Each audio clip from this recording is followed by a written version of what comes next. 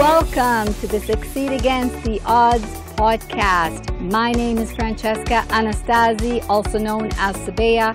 I'm a multi-passionate entrepreneur. I'm your host and mentor. And each week we bring you an inspiring person, an expert, or message, and some behind the scenes to help you ignite and unleash your potential. Thanks so much for listening.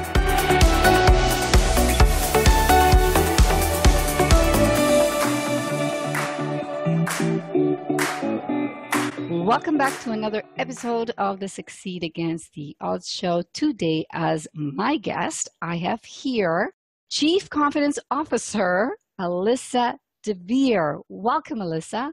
Francesca, I'm excited to be with you. Thank you. I am so intrigued by by what you do and your title, Chief Confidence Officer.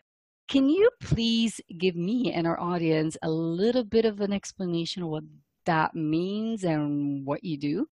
Sure. So I run the American Confidence Institute, and we study at a scientific level, both in terms of neuroscience, psychology, social science, about how the brain and our behaviors impact our confidence and vice versa. And as a result, we take that research and data that we collect, and I do workshops and keynotes. We have some small peer group programs that I run, which are virtual groups. They're wonderful, and other things like the books and the blog and coaching and so forth. But it all starts with the research and the science behind it.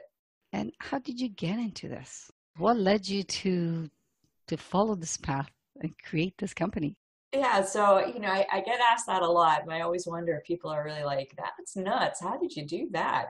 I started my career as a product and marketing expert, and followed that for many, many years, wound up being corporate marketing leader, and subsequently did a number of startups, and then eventually, did my own startups, including running a large marketing firm in the end. But it was always that marketing thread in there. And the reason is because I had this fascination with why do people do things? Why do they decide to click on a link or buy something? What's that motivational science behind it? And I was really, really interested in it. Unfortunately, like any career, you have this kind of interest and you follow a path, and then you realize it's not really something you can practice and do every day. You get caught up in the operational stuff, the administrative tasks. And it starts to kind of distract from where your real passion and interest is. So what I was doing kind of as a hobby was doing some surveys and research and talking to neuroscientists and so forth, really just because I was interested in it. But I had this little frustration that I wasn't doing enough of it with my work.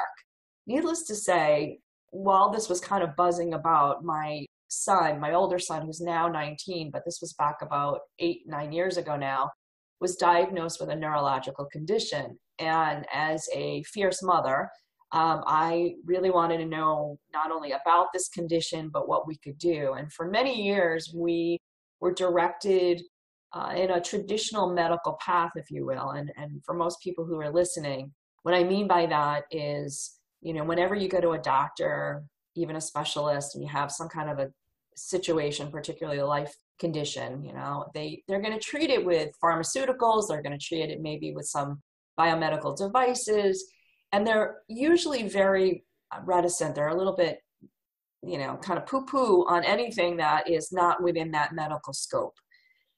And we tried all of them, and unfortunately, some of them had incredibly negative side effects. Some of them were very dangerous, in my opinion. One of the treatments was putting Botox into my son's muscles. And I kept saying, I don't understand why putting poison in a child, I don't even know how that could be good. We were giving him brain slowing medications. And again, for a child, I was like, this is just not good. So I was very persistent in looking at alternatives. And one of the beautiful things that was happening in the world was that neuroplasticity, this idea that you can change your brain, was not only gaining speed in some of the holistic circles, but there were doctors that were saying, hey, we really do think it's possible. And some of the technology that was now available in the world was proving that it was not only possible, but that it was happening and people were changing the structures of their brains and accomplishing incredible things. So long story long, when I figured out that I found this incredible doctor who I started working with, we were able to not only really make monumental improvements in my son's condition, so much so that he got off of the Botox. He's on one of the lowest doses of medications just to keep things stable. And he is a champion tennis player, and he does everything that he wants to do despite this neurological disability. And that was obviously my main purpose and mission. But it circled back into my motivational fascination. And subsequently, I did more research, talked to more doctors, and figured out how all this ties back to this idea of building confidence in a sustainable way. So that's how it happened. And, a couple of years ago, I was just convinced I had to do this, put away my marketing hat for a while, and really focus on the Confidence Institute and the work that I do in that space. Well, that's incredible. You used something like the neuroscience nowadays, like you say, it's incredible how our brain works. And what you've learned kind of pushed you to completely change your career, almost sounds like. Absolutely. And, when I stand back and I look at, the timing, you could argue that maybe it was karma or divine intervention or whatever your belief systems are. I think that, it's almost like anything in life. When you have something inside, and there's all this research now about gut feelings, that gut feelings aren't really unwarranted. Your brain is still participating in gut feeling. Your gut and your brain are directly tied. But you know that there's an interest, a passion, there's something that's in you that is not going to just go away. You keep the radar up, you keep looking, you'll find the path. It just sometimes takes a lot longer and a lot more work than you ever anticipated. And it shows up in strange, bizarre ways. But if you're paying attention and you still have that motivation and that interest, I do fundamentally believe that it shows up and it's there. How to make a business out of it, how to make, decent money on it, different issues. But, for me, it was a very hard choice because I was making a lot of money. I had a very acceptable career, and here I was right out of school. I mean, 20, 30-year career. And I was like, I'm going to start something new. I'm going to have a new identity. I'm going to start with no money, so to speak, no guaranteed income. It was very scary, but at the same time, I just knew it was something I had to do. I had too many data points otherwise. Well, entrepreneurship is a scary thing. If you can't deal with that little bit of fear, it's probably not for you, right? But just pushing forward. When you believe in something, you make it happen. You just know it in your gut, even if it may not be the same money as before. And I'm sure you're probably more successful than you were before. Getting there. I think success is a relative term, right? I don't want to diminish the importance of making money because personally, my mortgage company doesn't take other forms of payment. So, there's something to be said for making a good living. And for some people that may be their priority and, directly mapped to their values. And I appreciate that and respect it and have that myself. In terms of making a difference in people's lives, yeah, there's no greater, and this, Francesca, because you do this show and you do other, related kind of coaching work and so forth, that when somebody succeeds, they wanted a new job, or I had one client who she really wanted this promotion at her company, and we worked very hard and she did get it, and it was really exciting. She got a raise and all that. And then she called me hysterical because she's like, oh my God, now I got to do all these presentations and things that I'm not comfortable doing. So we've been working on some of those things. And, this week, this is just the freshest example I have. She called me, she's getting on the plane and she's like, I just did a presentation. It was so great. And, this is a woman who has a hard time looking at people in the eyes, and she has a lot of kind of nervous, physical nervous. You can see that she's nervous, her eyes and her fidgets and stuff. And so for her to get up and do a presentation and really feel comfortable and calm and come away feeling great, I mean, man, it's invaluable. It's an invaluable feeling to get that phone call. So yeah, so I think, sometimes we have to change our measurement of success. Part of what I'm very proud of is not only was I able to help my older son, but the work that I do now, I can teach my kids more, not only in terms of the content that I learn, but just by being a better person. I'm not that business person who's running into, a job every day, grumpy and coming home and having to get on an airplane to go to me. Like I don't have that lifestyle. I can be here, do things for them, and most importantly, be a great role model. And I think that, again, is maybe a priceless metric as well. I totally agree, especially in the field you're in, because you're constantly working with, the thinking, the mindset, the whole science of it, of the brain. So like this is a great example you gave of this specific client who wanted a promotion, got a promotion, then panicked or giving presentations and needing the skills of doing presentations without freaking out and being confident. Who else is kind of the person that fits as your client? Like what kind of other people come to you? Is it just people who are already that are employed? Are they entrepreneurs? Are they people that are not even working that just need that boost of confidence? Can you give me a bit more of who comes to you? Absolutely. Thank you for asking. Kind of off the top of that answer is really, it's always very smart, hardworking people, right? And they are successful, maybe, in their careers, but in general, but they always are looking and going, I can do better. I want more. And there's something that, I need help with, whether it's more focus or some different ways of looking at things. But they're not people that are not willing to try. It's not that they're not motivated. They just have either too much on their plate or they're otherwise just overwhelmed, at work or at home. So that's the common thread. As far as kind of demographic wise, I do a lot of corporate work. I get pulled in for keynotes and workshops all the time. It's not only just women by any means. I do a lot of work with CEOs the groups are usually, unfortunately, largely men. But at the same time, lots of women's groups, lots of millennial groups, lots of teams that are kind of trying to ensure that their culture is fostering innovation, that it's fostering diversity. And so all those corporate kind of initiatives and groups, like my information, because it bolsters confidence in the individuals. It also gives them a better dialogue between each other, because we talk about what confident people do and how they interact. As far as individuals, you'd be surprised, Francesca. I'm always a little surprised myself, even to this day, but I know that the people that I work with are always pleasantly surprised that every human being needs confidence. So for example, I'm about to rev up another one of our career acceleration programs, and it's a small peer group program. We do it virtually. And in the past, most of the time it would be mid-career men and women, or just mid-career women. I did one for emerging, kind of new leaders, new people in the workforce, so different groups. And every time I'd run one of those, I'd get this note or call from somebody who'd be like, I'm a really senior woman. Can you do one for us? And I kind of was like, really? Really? You're a senior woman, you need something like this? And turns out that it wasn't just senior women. We're talking about people who are like on the top of Fortune 500 food chain, right?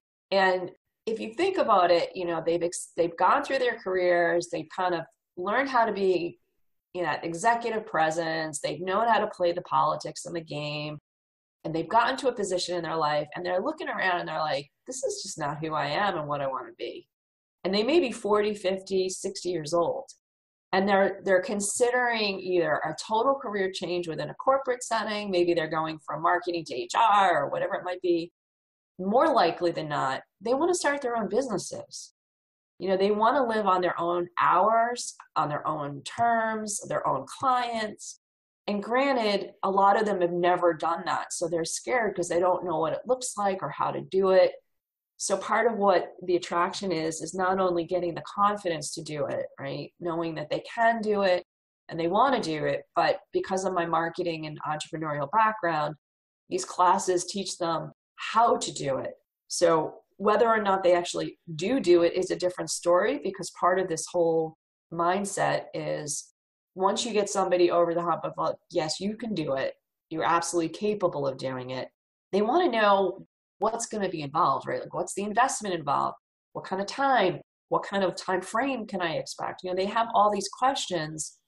And that goes into that confidence building too, is that they don't have the time or the bandwidth to figure it all out. So we give them both, and then a lot of them do wind up becoming entrepreneurs, or at least in some of the cases, quite honestly, planning for when they're going to become entrepreneurs. They may not say, I'm going to quit my job today, but I have a plan for a year and 2 and 3 and 4 years from now. This is where I'm going to be.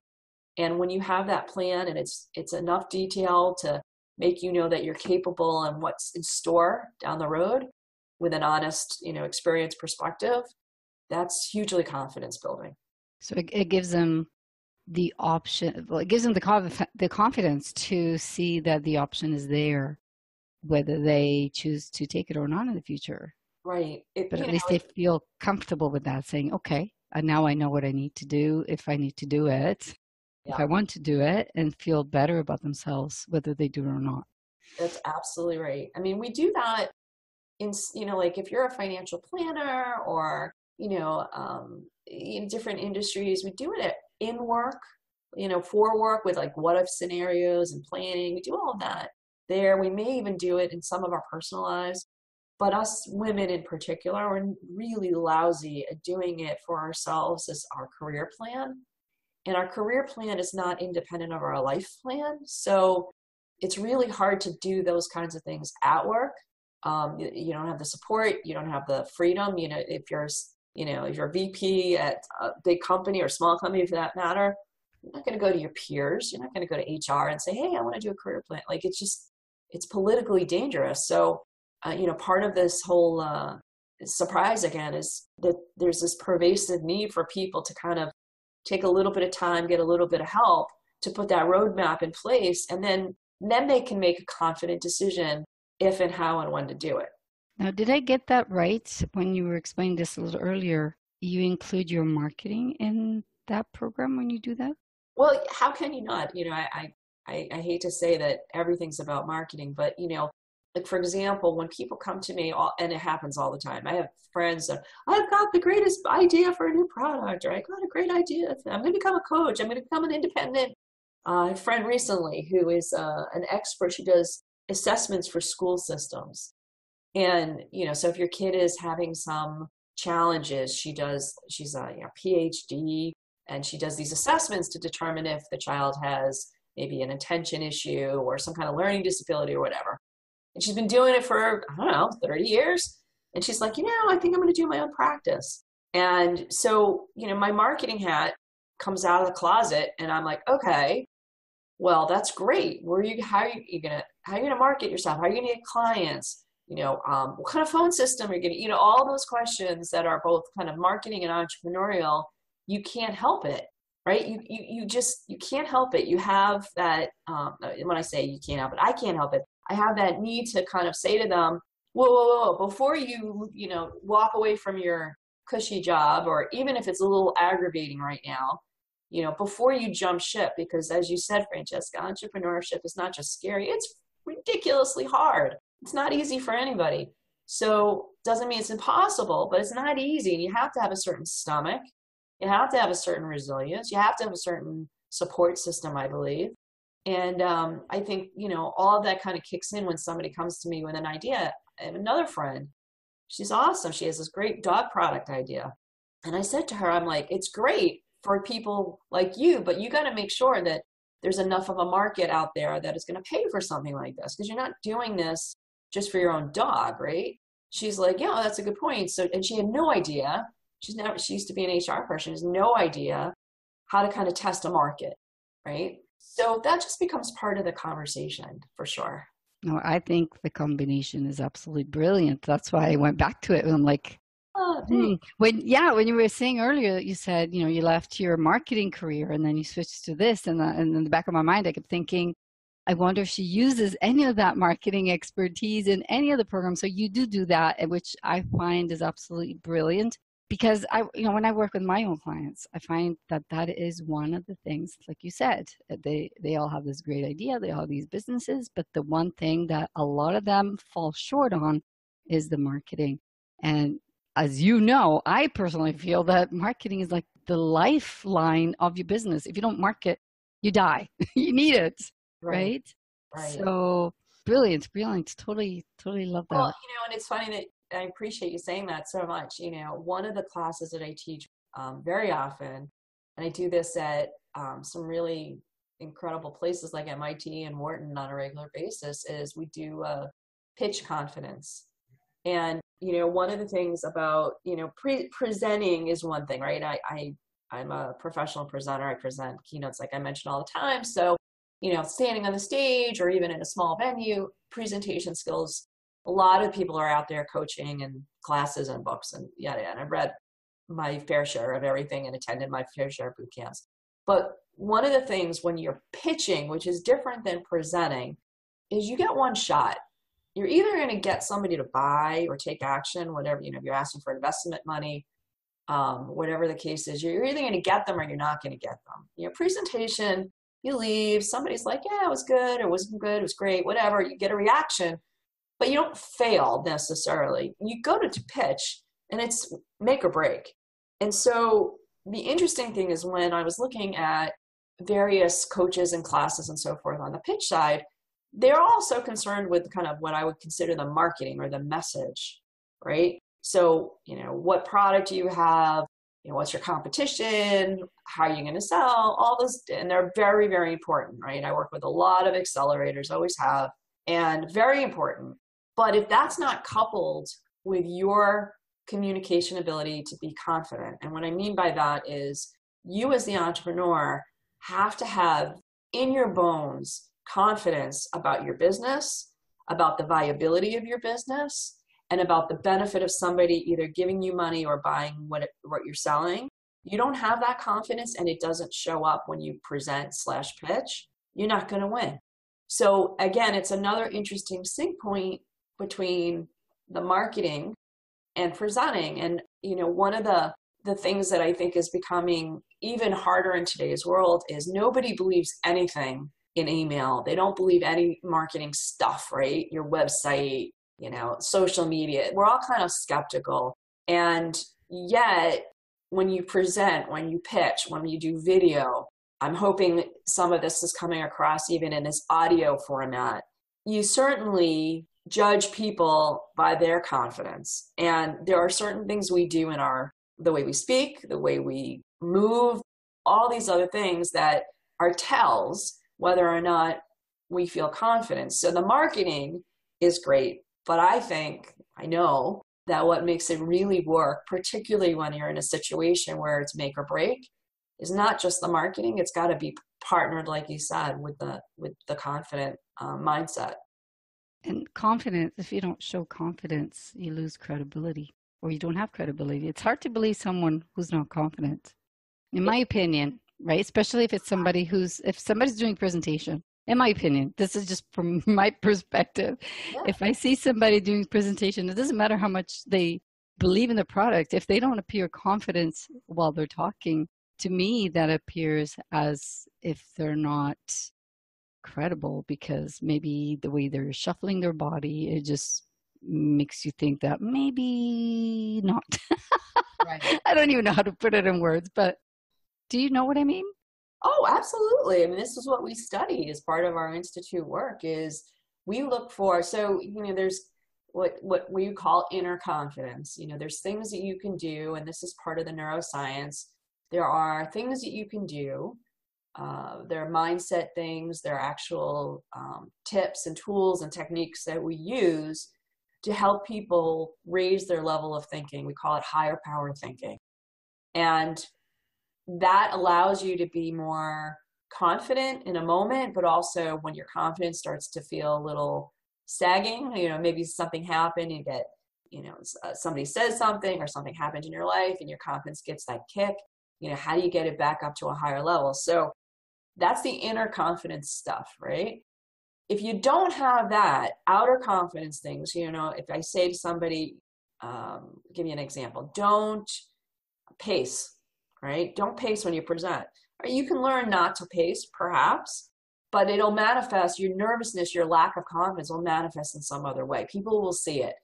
And one of this week, in fact, we just put a post out on our blog about the difference between confidence and cocky, and a whole different conversation, a whole different category. But cocky is an imposter, because some people do see that as confidence at first, but we all recognize cocky, except for the person who's cocky.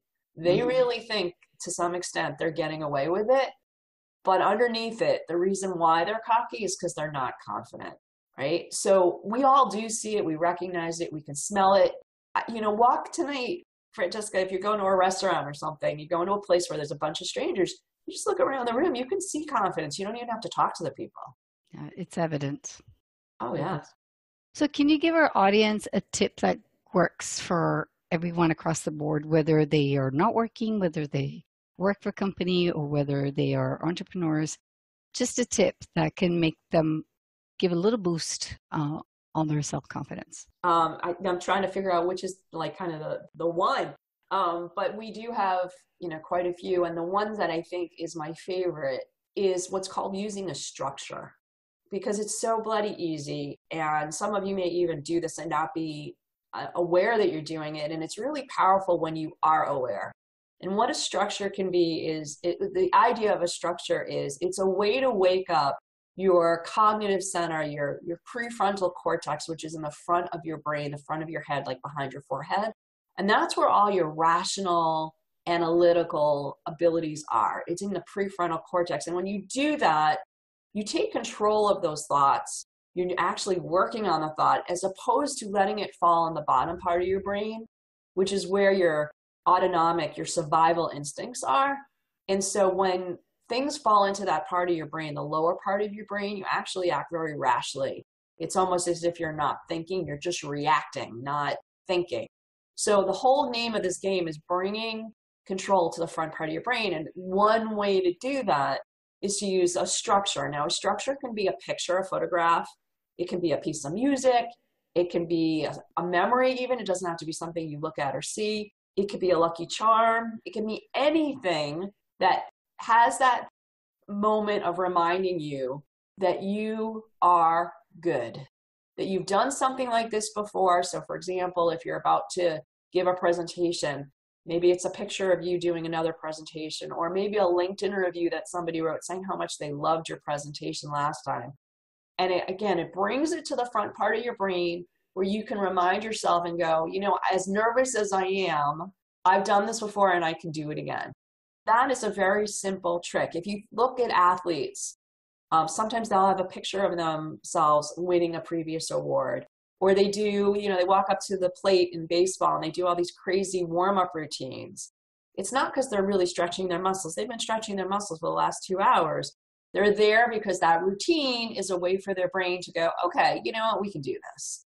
So it helps kind of relax the brain, relax the body, puts all that positive energy into the right place. And in sports, we talk about this idea of peak anxiety, which is when you really are kind of excited and looking forward to whatever that next thing you're going to do, the challenge or something that's making you feel a little uncomfortable. You're kind of nervous about it, but you use that nervousness as a way to fuel adrenaline.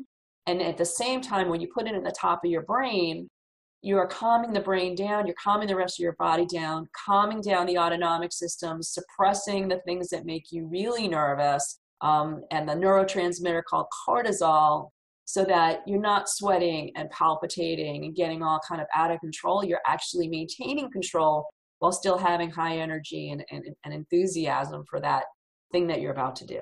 So that's my favorite one. That's an excellent tip, because I can see everybody, just anyone being able to use that with a bit of practice. I'm sure it takes practice.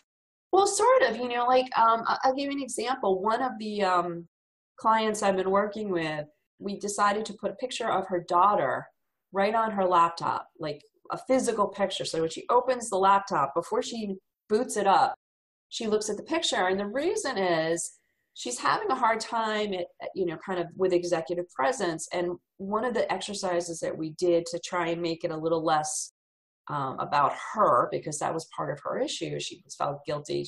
Not guilty, but nervous about being judged. I said, You have a young daughter. How would you want your daughter to act, 20 years, 25 years from now, when she's in a corporate environment? Describe the behaviors. And so she almost like kind of channels that when she sees the picture. And the reality is that she wants to be a great role model for her daughter. So what does that mean and look like? So this is a way of waking up her brain, getting it in that space of, this is how I want my daughter to act. This is how I want to act. And subsequently calming down all the other nervous stuff about being judged and saying the wrong thing. And it really works. I mean, I'm telling you from an actual client we're doing work with right now, that one little picture changes her mindset and behavior from the minute she steps in her office. The power of imagery can give us the reason why. And of course, the power of the will. You have to want to change. You can't, put a picture or song or whatever it is and then hope that it's going to do the job. No, the book that's out right now, which is Kickass Confidence, Own Your Brain, Up Your Game. The own your brain part of that is really the key to it. If you want to own your brain, you want to take control, you can, but it's not going to happen on its own. It's like, it's the same thing with exercise. You can't pretend to exercise and hope that you get the results. You have to do something about it. But unlike exercise, there's some really simple things you can do to get your brain more fit. And one of those things is this use of a structure. And sometimes it's just taking a 30-second, okay, I remember last time I gave a presentation, or I remember last time I asked for a raise and I got it. I'm going to go in and do it this time too. And you have this book, is it on your website? How can people get a hold of the book? Oh, sure. It's on Amazon for sure. And there's paperback, ebook, and we have the new audio book that came out this year.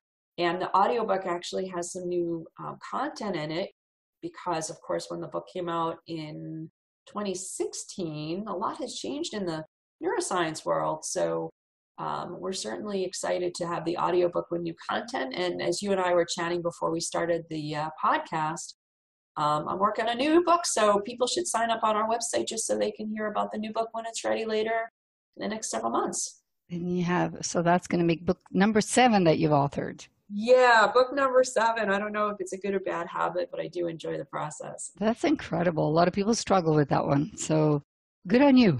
That's fantastic.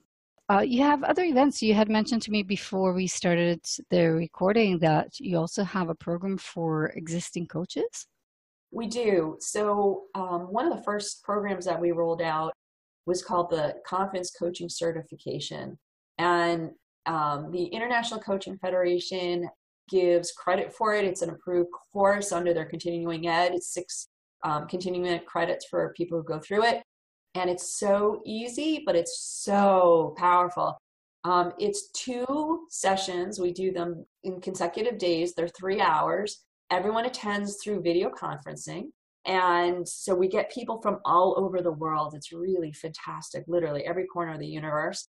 And it is interactive. We do the first day a little bit of this brain science work. I teach that session, as well as kind of getting people to really understand how confidence is driven and how you can control it. And then the second day, my co-founder, Lynette, she teaches how to apply it to any coaching modality. So if you've been trained in a particular coaching style or you've been certified in a different type, and various types, doesn't matter. This is a toolkit that complements any and everyone. At the same time, we have a lot of coaches who've never been certified. They are just, they've been doing it either on the side or full time. Again, it's a great way to add some tools and some knowledge and differentiation. And we also provide referrals because we get people calling the Institute all the time looking for coaching help. So it's a nice program for anyone who's an existing coach. And what's the name of the program? It's the AmericanConfidenceInstitute.com. That's where you go to the website, and it's the coaching certification program. And we run it about 3 times a year. And you can just go to the site to check it out. There's some testimonials, there's the curriculum, and then there's a registration button. And that's all it takes. Fantastic. Well, Alyssa, this has been amazing getting to know you and what you do. If our audience wants to get a hold of you, so the website is? Well, there's 2 websites. There's AmericanConfidenceInstitute.com, which is where the research and the coaching certification are. if anyone's interested more in the book specific information or some workshops and the peer group programs that I mentioned that we run with senior and mid-level folks, that's at kickass-confidence.com. Love it. Totally love it. No, you're so great. Thanks, Francesca. You are wonderful to have me today. Thank you. Is there anything else you want to share with the audience before we go? Well, we didn't talk a lot about entrepreneurship, and I know a lot of your members, listeners are either current entrepreneurs or want to be entrepreneurs. And there's so much that I'd love to talk about entrepreneurship because it really is a love-hate relationship, right? But I do want to say for anyone out there who's thinking or wants to start a business, it is hard, but it's like anything else, whether you write a book or have a child for that matter, there is some incredible honor about it that comes along for the ride, and pride and respect. And, for all those out there who are feeling maybe not as confident as they'd like to on this particular day, there are days that are going to be great and there's going to be days that are challenging. But don't forget that it takes a really special person with some really, really incredible skills, talent, and gifts that really is the entrepreneur. And I think we all have to rally and remind ourselves about that. Very nice insight there. We're all special. All entrepreneurs are special. And you're right, that it does take a special way of thinking to be an entrepreneur, and got to be able to take those highs and lows. The highs make up for the lows, though, I think. With everything, right? Yeah. If it was easy, it wouldn't be as rewarding. Yeah. Well, thank you so much for being my guest in this show, and I hope to connect with you soon in the future. Me too. Thank you. Thank you so much for listening. If you enjoyed this episode, please pass it on, and it would mean so much to me if you would leave an honest review on iTunes. I'd really appreciate it. Till next time, embrace your magnificence.